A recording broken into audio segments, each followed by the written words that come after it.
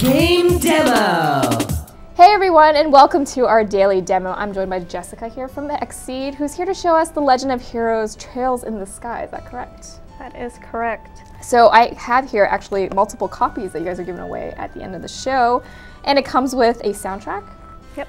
And what is this, a pin? That is a shiny bracelet replica pin. Oh, cool. We can go over this a little later, but let's talk about the game. So what is Trails in the Sky all about? Well, Trails in the Sky is a traditional Japanese RPG, and it's for the PSP. It's kind of infamous for its absolutely monstrous, crushing narrative. There is a lot of talking in this one. It's unbelievable. And it also has a really super detailed world. Okay, and I see Jimmy's playing it right now, so where are we? This is the opening town of Roland. It's home to the main characters, Stella and Joshua. I see. So what's their story? Well, these two are the son of a famous bracer in the area named Cassius Bright, and it's sort of their ambition to become bracers themselves. So the game opens up as they're going to become bracers, and in order to get that qualification, they eventually leave Roland. They travel around the kingdom, get their qualifications, and eventually they tackle on a pretty big country-sized problem. Yeah, I see a map here. It looks That is a big map. quite large. If you could zoom out of that for a second, zoom back. So the entire country of Liberl, it's got 5 major cities, and in this game you'll get to visit each one of them, and they're really distinct, absolutely gorgeous, and they are stuffed with NPCs. So lots of talking, as you mentioned earlier. Yeah, I did get to play a little bit of the game when I did a preview. So, how is it laid out? Like, how do you progress through the story? Well, you start off with kind of an event scene. First, they go for their qualification exams, and after you finish the duties in one particular city, getting your qualification, you can take on optional quests and missions, and then you set off for the next one. For this adventure, they're going completely on foot, so as you go in between cities, you're going to run into a lot of monster-infested areas where you can do all of your battling. Okay. So, where's Jimmy heading now? Where are you heading? He is just walking around town, showing off the beautiful birds. Yeah. You can also, in all of these cities, they're 3D and you can rotate. Very nice. That's a really useful feature for when you get onto the field map and fight enemies, because there are hidden treasure chests everywhere. Oh, I see. And enemies are seen on screen? Yes, there are no random encounters at all. You guys will probably be relieved to know. If you see an enemy, you can just run into it and fight it, or you can run away. So what is all this that he just pulled out? This is part of the super detailed world I was telling you about. This is the Bracer Notebook, and it is just filled with tutorials, notes on your quests, lots of miscellaneous information. I mean, you have a manual in the game, but this is pretty good too.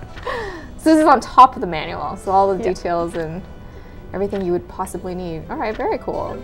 And that's not the only thing. Like, go into the recipe book. In this game, you can also cook. So when you fight monsters on the field map, if you manage to kill them, you often get body parts. Nice. Which can be then to make used wholesome pasta. Indeed. You get a cute little cooking scene. And food you do make can be eaten in battle. You can get lots of bonuses like CP up, which is your kind of super powered moves. Okay. So they work as items that you could use along the way. Oh, really cool. useful. I see that there are a lot of potential recipes you can find. There are so many. And some are really weird, but useful in battle. And that's key. So here's your party. The max is 3, I'm guessing? 3 or 4? I think you can have parties up to at least 4, and you have rotating characters. Estelle and Joshua will always be in your party. You see Sherazard right there. And there are other cool things. If you go into the items, into books. You've got, in this game, like I said, there's the Bracer Notebook, which is super detailed. You also have an in-game newspaper. To get your news? To get your news, after every major event, this newspaper will refresh, and you can buy a new issue that tells you about what you just did. Oh, okay. So then you don't feel lost if you revisit the game a little later? Yeah, it's almost like you get a little bit of a recap. They talk about popular visiting spots. It's a nice little, a strange but cool detail. You've got an in-game novel. I kid you not, there's a novel inside the game. So there's like fan fiction within the game? I think I put it into Word and it was 50 pages long. Wow. Just for that one. There's also textbooks. There's an article on some extinct bird. And the favorite, the cat dictionary. Oh, that's interesting. He doesn't have it yet, but eventually you'll get a dictionary where you can translate everything cats say in the game. Wow, there's something for everyone, I guess. There's a lot of cool things. All right, what next? What else are you going to show us? We can show you some of the magic system, which is part of the, you can really customize what you want your characters to do. Orbment in the game is a mechanical clock-like contraption, and you put crystals in them, which will give you magic abilities. You can customize it per your character. They could be like healers, they could be defenders, shields. There's a lot of really useful spells for that. Oh, so lots of customization as well. Yeah, it's a nice, the battle system's actually really robust. I mean, it's been said that it's 70% story, 30% gameplay. Yeah. The gameplay is pretty deep for this kind of a game. Okay, so where are we now? This is a bit further in the game. This is in the Eel Limestone Cave. And you're going to go into a boss battle later. I don't want to give away too many details, but I wanted to show one little detail in the game. So in any RPG, you have a treasure chest. It's got treasure in it. And Trails in the Sky, there's a reason you want to come back. Oh. Treasure chests always have something to say afterwards. Really? Every treasure chest. Interesting. Wow. So then some backtracking needed then to get all the little details. I mean, you can immediately check it, but if I want people to be really careful about treasure chests because there's something special in one of them that you might want to look out for. Now I'm curious. And this is the opening cutscene for a boss battle we wanted to show you to kind of highlight some of the battle situations you get into. Right. Cool. How far into the game is this again? This is in the 3rd chapter. So this is pretty far advanced. There are 4 chapters. Well, there's a final chapter, which is the 4th one, but this is near the end of the game. Oh, okay. So the character should be sufficiently beefed up at this point.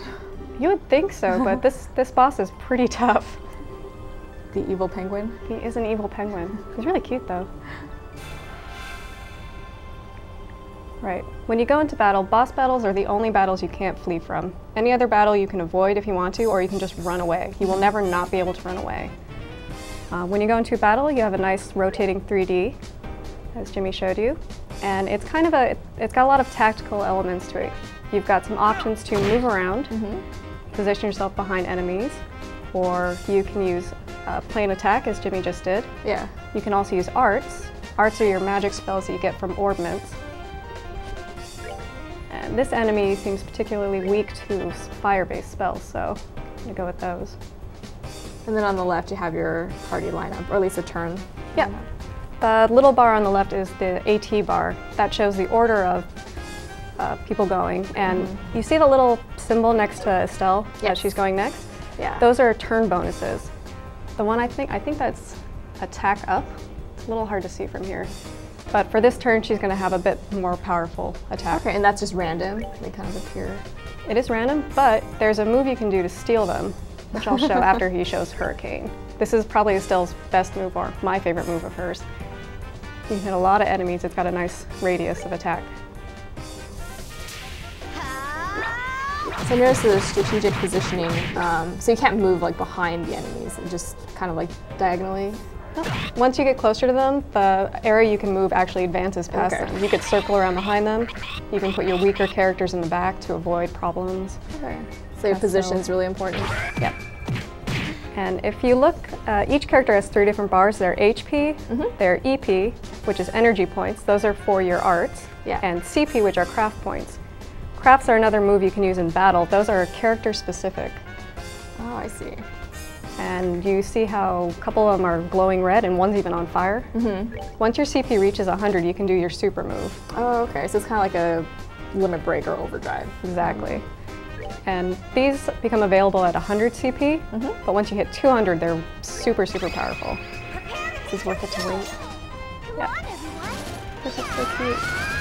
What is it about little girls with machine guns? It just brings a smile to your face. Especially in a little cute sprite form. Definitely.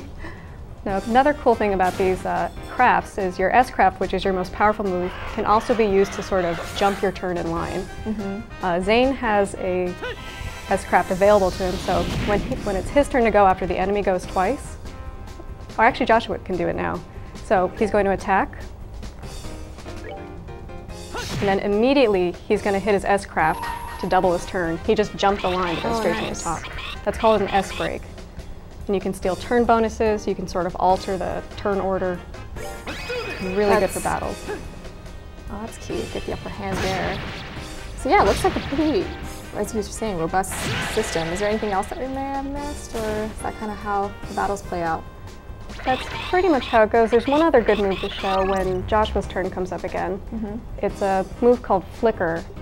Now the AT bar can be affected by S breaks and by attacks that have special bonuses to them, like AT down or AT up. You can actually delay enemies' turns on the bar. Oh, nice. So he gets to do his little move. Little kung fu moves. It's a pretty sturdy penguin.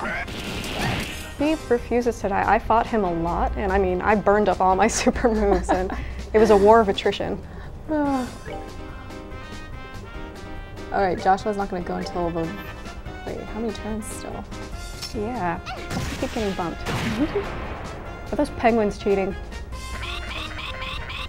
Just like that. All right, cool. So when does the game come out and on what platform? Well, it's going to be coming out on March 29th. It's available for download on the PSN, and it's got 2 UMD forms, standard and the ultra full of goodness. That's true. Did you want to talk a bit about this? So it comes out today, actually. So you have a poster with the map on the back as well. A bit of a show for our fans of the traditional covers. This is the traditional Japanese cover, and then nice double-sided map. We've got a soundtrack CD, some lovely selections. Falcom is pretty famous for their music, so. That's true. Okay, how many tracks are on this? I think 33. Okay. Cool, so we have some copies of the game to give away at the end of the show, so stay tuned. So now on with the rest of the show.